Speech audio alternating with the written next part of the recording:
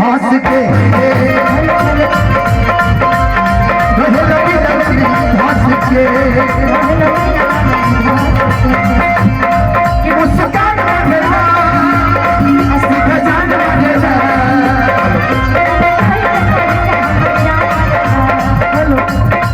Set करके दाढ़ी चमचामल को चलो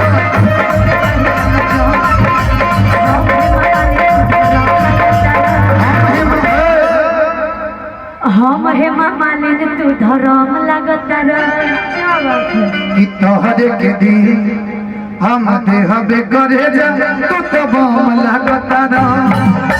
अच्छा बाबू अगर जी खुशी जी को लव यू बोलना तो कैसे बोले पर बोल के दिखाओ।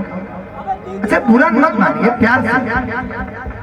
दीदी बोल रहा है दीदी मंच के नीचे मंच के ऊपर वो गाना कह दीजिएगा दीदी ना कि भोले कहिना हम के लोफर चाहे कहिना तू आवारा तकलीफ नहीं के बाकी भैया हमारा तो ठीक नहीं के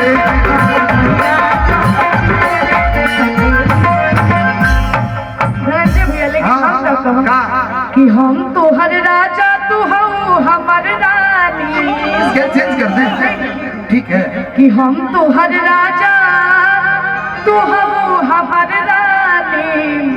कान खोली सुना आई लव यू फलानी खुशी ना कहो खुशी ना। अच्छा सुनिए हाँ आपका शादी हो गया है ठीक है लेकिन जिससे भी वैसे से बहुत किस्मत वाली है।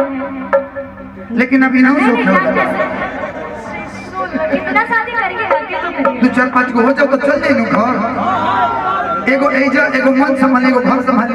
ऐसा नहीं होता है कि गोरे गोरे गाल बागाले बागाला तिलहुरा गोरे गोरे गाल बागाले बागाला तिलहुरा हमारा जैसा सुंदर लड़की हमारा जैसा सुंदर